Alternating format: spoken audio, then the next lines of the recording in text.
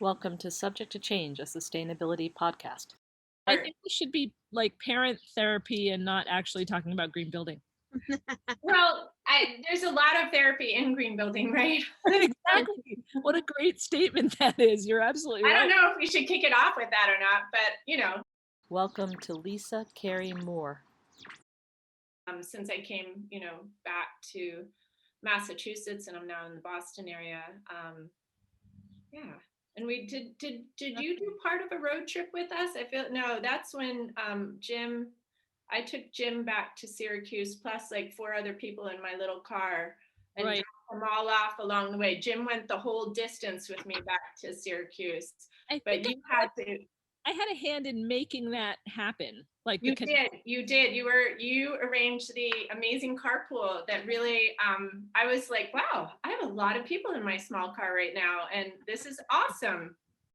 Culture of sharing. It's really cool. That's actually something I really like about the sustainability movement. And it's something that I see reflected. We were talking about our children earlier. Something I see reflected in their generation is there's no nervousness about saying, hey, can you give me a lift here? Or are you going that way? I'll hitch a ride with you. Or can I borrow this? Or can you help me out with this? They're much freer about sharing.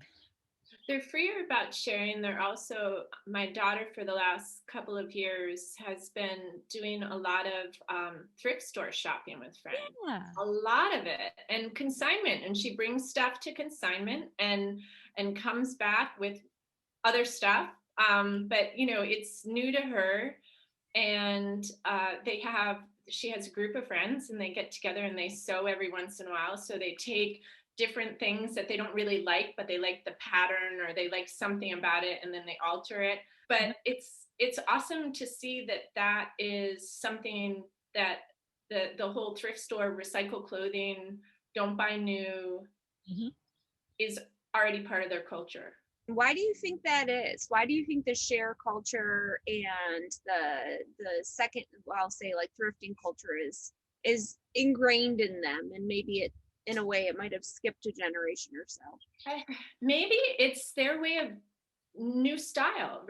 I think it might have to do with permission to do things differently. They give themselves that permission, perhaps because more than any generation, they realize that adults don't have the answers and are not, that we don't have all the answers, that we have not left them as young adults with a world that is orderly and safe and has a clear path forward.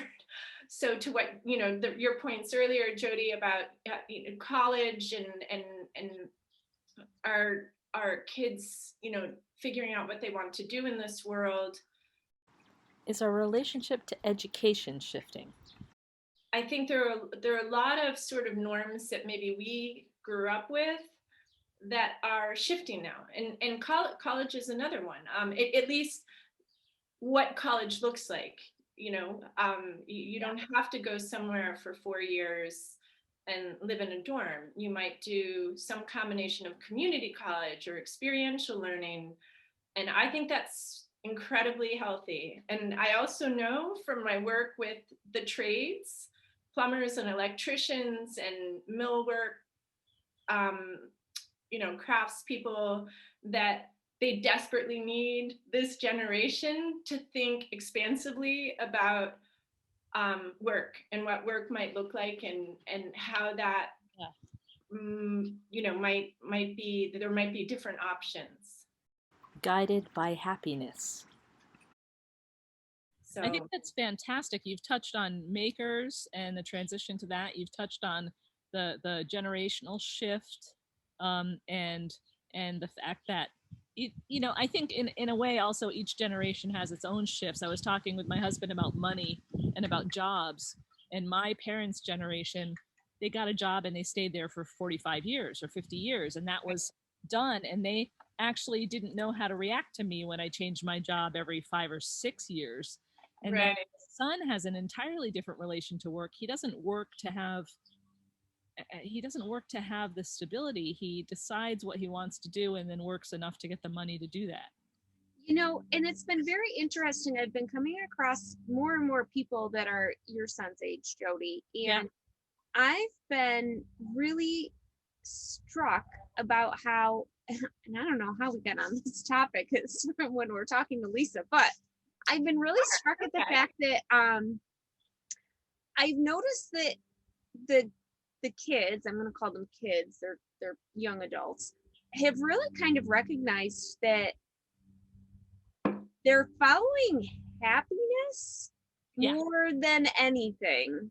Right. And that there's this kind of like stoppage where they say, no, we have watched you and we see how unhappy you might be and X, Y, or Z, because you know you followed this norm that was put out there for you by society, and we're not going to do it. And I'm so impressed by that. And I feel like, you know, over the last 12 months, and Jodi knows this about me, I've kind of done the same thing where I've said, no, I don't have the same things that keep me tied down like other people. And, you know, I've totally changed everything, and I've felt my happiness like go through the roof. I'm chasing passion again, which is sustainability. And I think it's been wild. I mean, it was awful at first, but I mean, once you kind of settle into it, and I admire them for starting out so much earlier, so happy. 41%. It was out in the news this past week that in this last year and in this moment, 41% of the US workforce is considering change.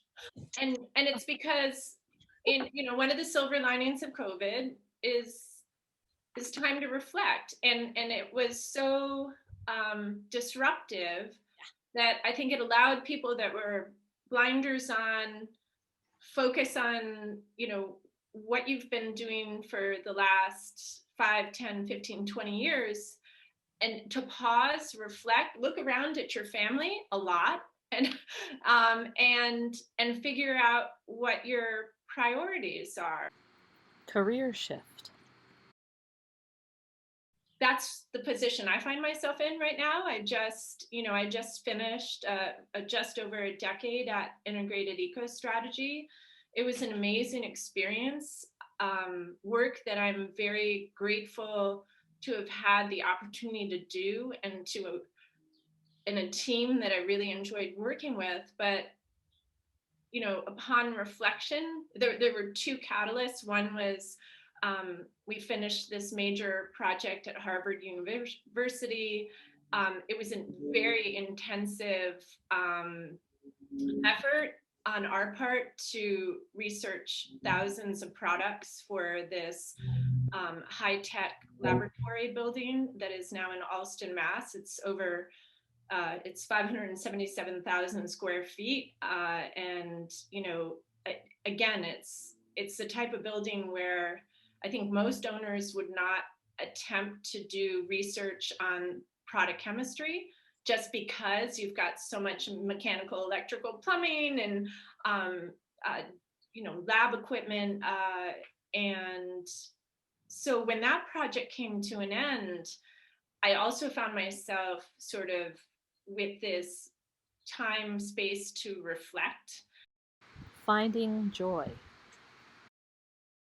It's not only about a pause to kind of re-engage you and understand where you're going and take the next steps.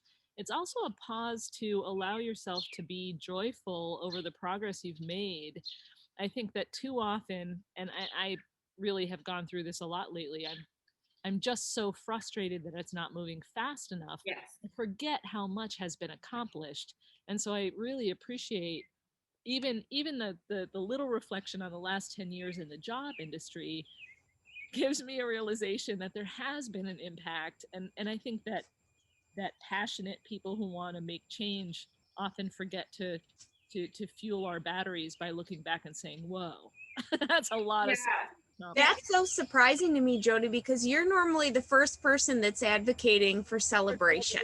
Right. Just nobody, like, I'm not in a world that celebrates stuff. And so I'm the one who's, it's like one of the things, I'm the one who's always saying, let's celebrate. And everyone's like, yeah. And I'm not saying that about you guys. You are the good part of the world, but the world of the day-to-day job is not necessarily that way.